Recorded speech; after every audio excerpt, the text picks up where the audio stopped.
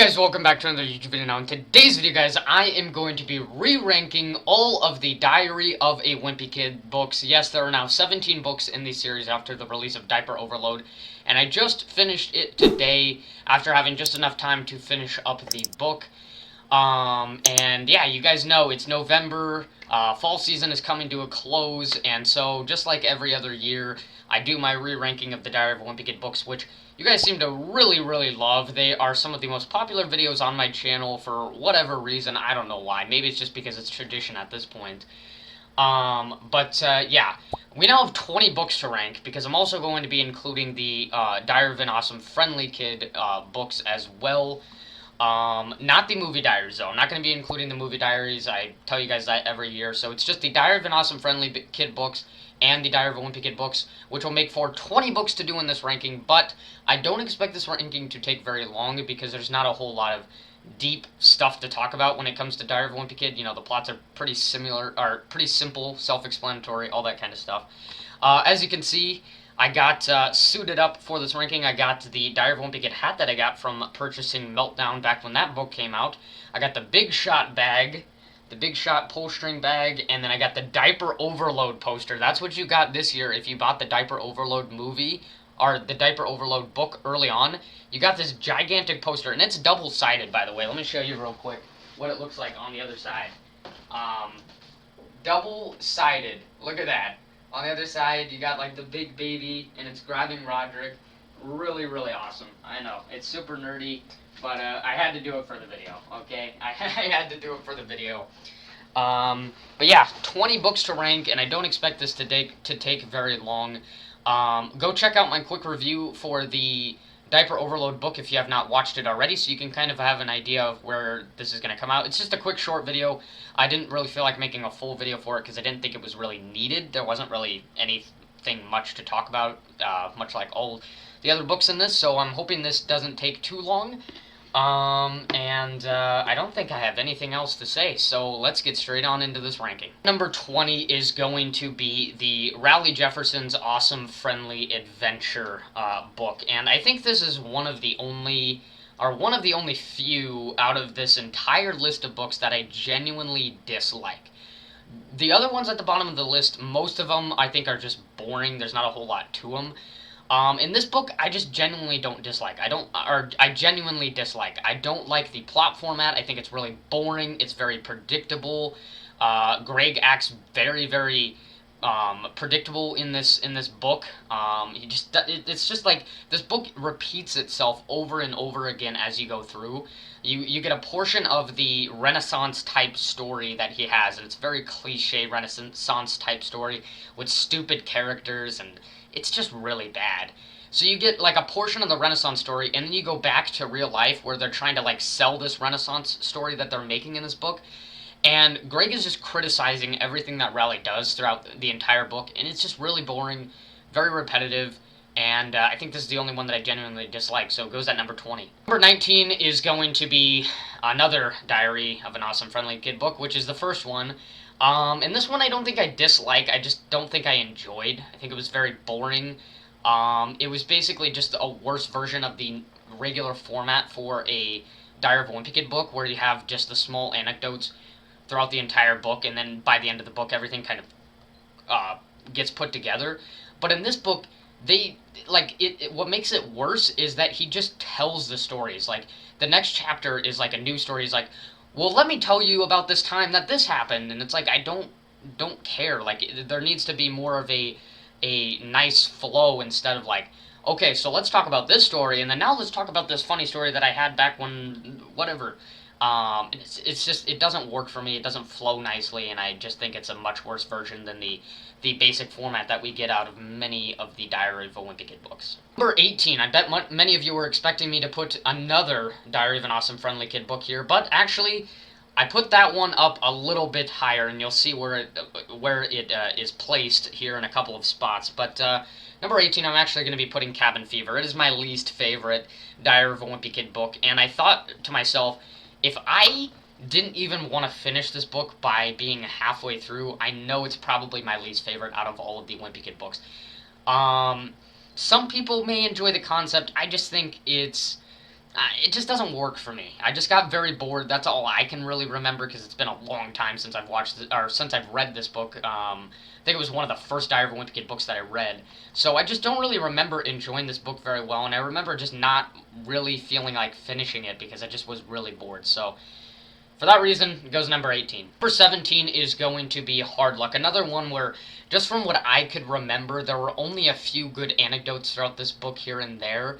But otherwise, just a pretty generic Diary of a Wimpy Kid book. Not much to say there. Number 16, again, not a lot to talk about, is going to be The Ugly Truth, which for a while was actually my least favorite Diary of a Wimpy Kid book.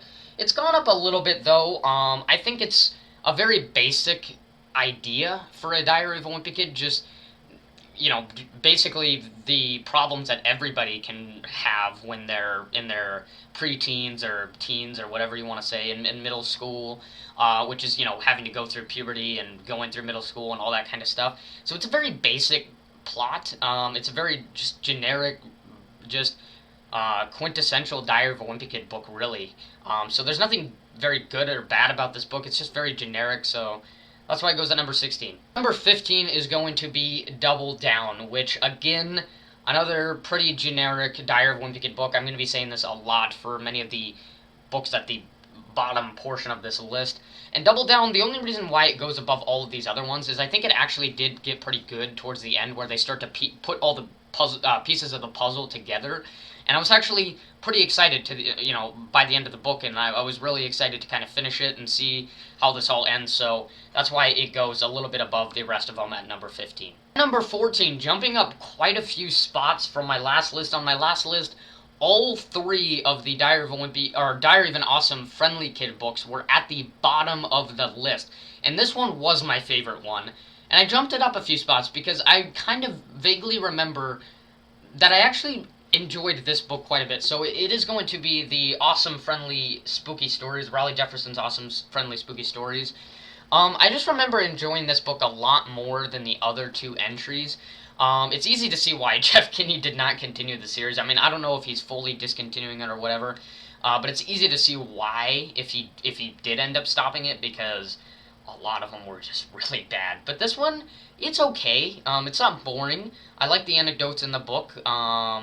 I think just the spooky theme adds to it and makes it less boring than the original Diary of an Awesome Friendly Kid book. So I wouldn't call this book boring. It's certainly much more intriguing than a few of the other ones down further on the list. So that's why I bumped it up a few spots from last time. It goes at number 14. Number 13, and I certainly think that I had a lot of recency bias last year when this book first came out, is going to be Big Shot. It's not a bad book. I think it has an interesting premise. Obviously, a wimpy kid like Greg Heffley is not going to be the type of kid who's going to be into sports. So when you incorporate that into this book, I think it's an interesting idea. But the way it's executed and the way that, Greg Heffley is going about this is very... It makes him seem less wimpy and more just like a loser of this, a loser who's a part of this dumb, cliche underdog story about this group of kids who are, not good at athletic stuff at all, but they're all on this basketball team for some reason, and I think the mom was like leading the basketball team or whatever. I think it's just really stupid. I don't dislike this book. I think it was still enjoyable, but I just think the way it was executed was kind of stupid and just made Greg Heffley look like a loser. So Big Shot goes at number, I believe, 13. Number 12, and this may surprise some of you, I believe on the just all of the last rankings, I had this much higher on the list, but at number 12 is going to be The Getaway. And for the same kind of problems that I had with Big Shot, where it's a unique premise, it was enjoyable for most of the way through, with the whole family vacation that just goes wrong and things like that.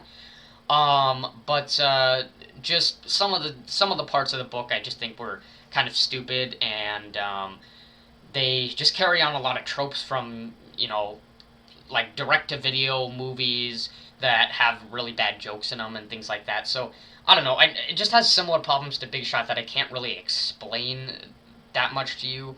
I still think it's enjoyable, but it falls down on the list quite significantly just because I've become more aware of the problems that I have with this book. At number 11, and I told you if you watch the quick review that this was probably going to fall somewhere in the middle of the list, and it is going to be Diaper Overload, the newest entry, number 17.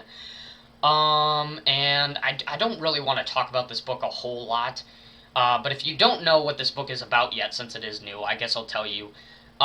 Basically, Greg Heffley is trying to help out the Loaded Diaper Band, his brother's band, in winning this Battle of the Bands competition. But he, starts to learn some of the issues that come along with being a part of the rock and roll lifestyle and stuff like that. So there's a lot of issues that the band is having throughout the book. Trying to keep it together, trying to get it advertised and popular and things like that. But in doing that, it really doesn't go anywhere by the ending of the book. Like, it sets up all this stuff as if what I was predicting was that, all of a sudden the group was going to come together and they were going to do really good in this Battle of the Bands competition and then happily ever after, whatever. But no, it's quite the opposite. It just keeps going downhill as it progresses. The band just keeps going downhill. And then the end of the book surprises you with something that they were talking about throughout the rest of the book, but you didn't think it was going to be a part of the main plot by the end of it. So it was an interesting twist by the end of the book, and I actually kind of liked it. I would have rather had it than, a predictable happily ever after ending story. But it just doesn't seem like they really went anywhere with the whole rock and roll thing. So I think it's an interesting concept, learning the kind of rock and roll lifestyle and how it can be a struggle to keep a band together and things like that. But what's the lesson that Greg Heffley really learns? He just kind of gets the experience of what it's like to be a part of a band. That's really it. There's not really a major lesson that he learns. There's not, something big that he learns that is going to absolutely change his life. So, Diaper Overload, it's enjoyable, but it just doesn't really go anywhere with all the stuff that they kind of set up at the beginning of the book. So, Diaper Overload goes at number 11. Number 10 is going to be The Long Haul. Unfortunately, this book has just been overshadowed by a lot of other books in the series. I think it's a really great book, certainly way better than the movie that we got out of it.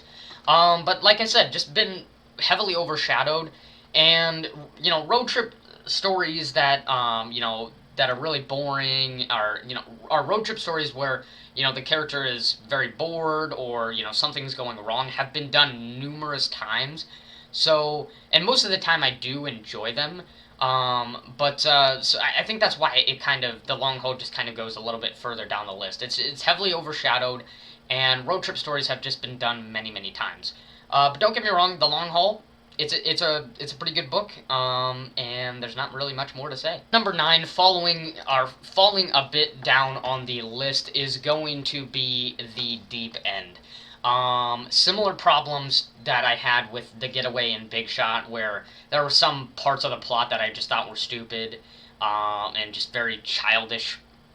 I don't really know how I can explain it any further, but otherwise, really, really enjoyable. Had a lot of those just crazy, chaotic moments. You got the whole family together on this camping trip in the movie.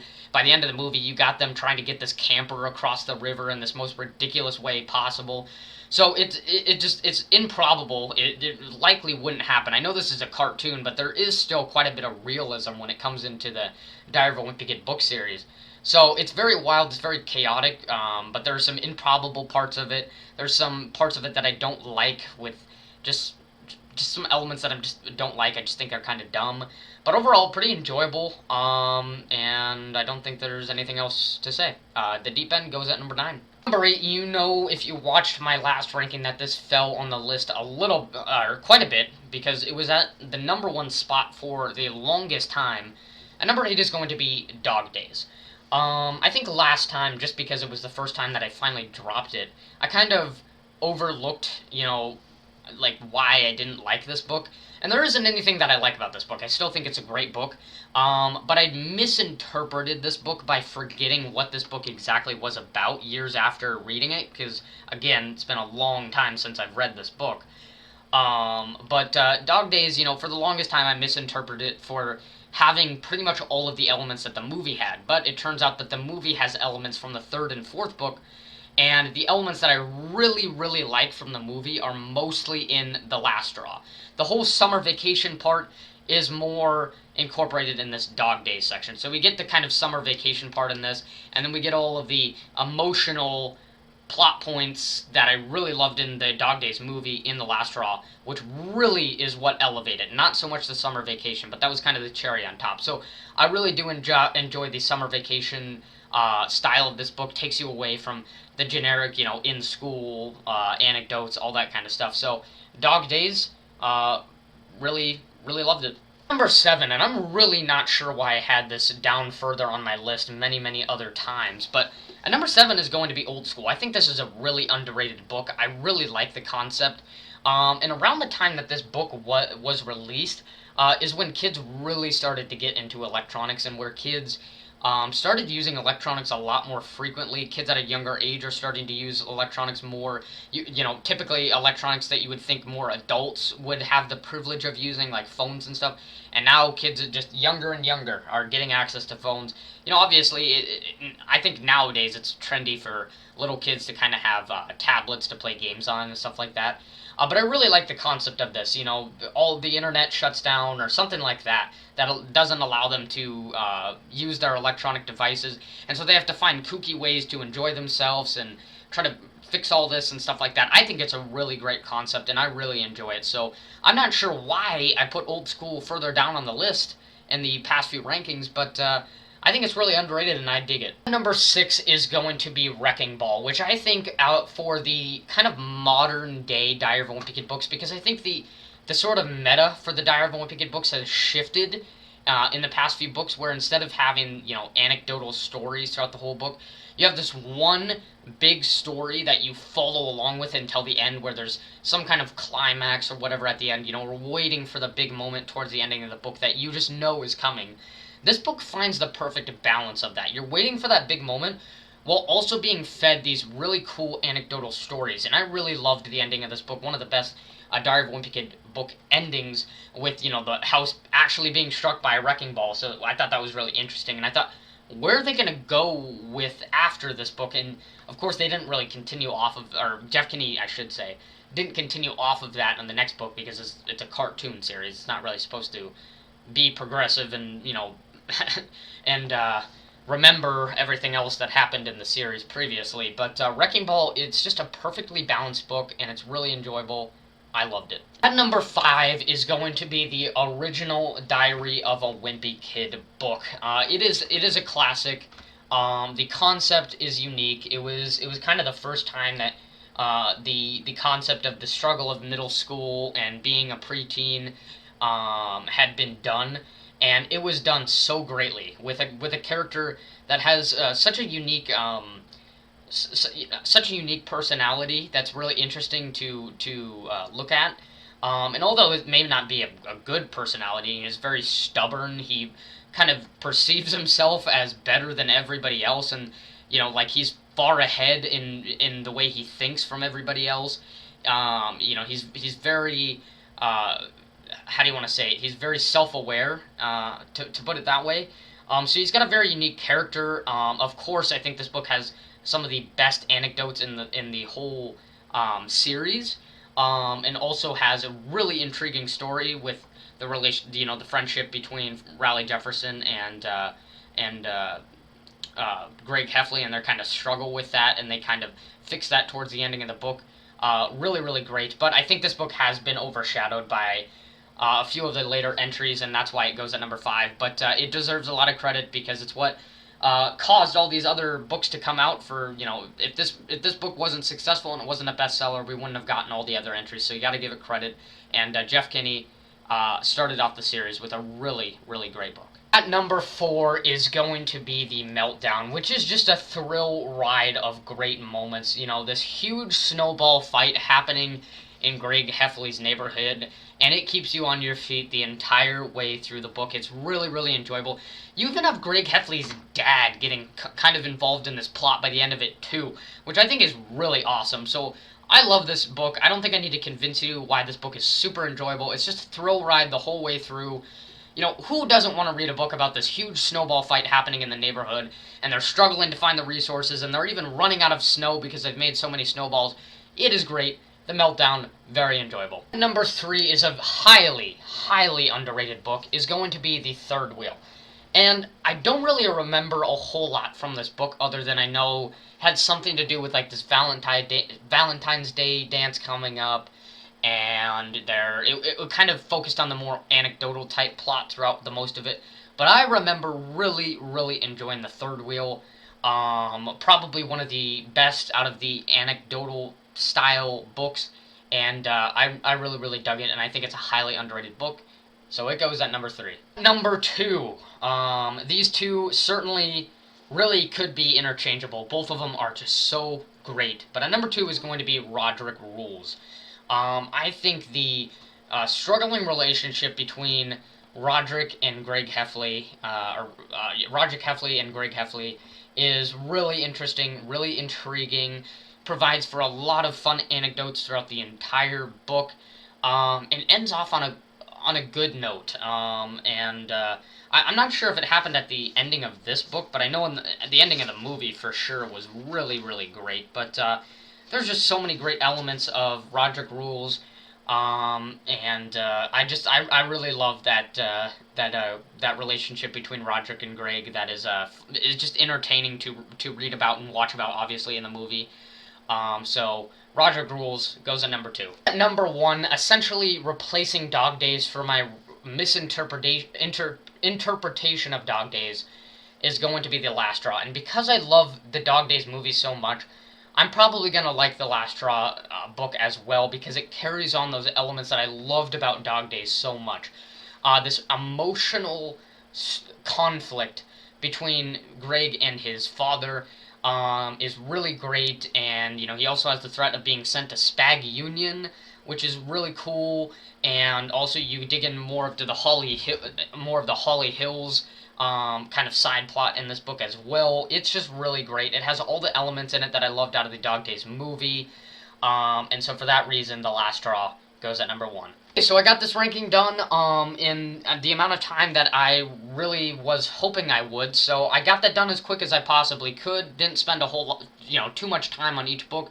So I hope you guys enjoyed this ranking that I know you guys are always anticipating every single year. Be sure to share your ranking in the comment section down below, or at least provide your top 3. What are your 3 favorite Diary of a Wimpy Kid books? Tell me in the comment section down below. Other than that, not really sure what I'm going to be doing next as far as content this November. There is some new stuff coming out on Dead by Daylight, so maybe I'll touch on that. I'm recording this tonight, but I'm probably going to be scheduling it for tomorrow morning or afternoon. So yeah, we'll just see what happens this coming November as far as what I can do for content. I know there are going to be a few new movies that I got to watch, such as Wakanda Forever and a few others that I can't think of off the top of my head. So stay tuned for that. Other than that, like and subscribe, guys, and I will see you next time.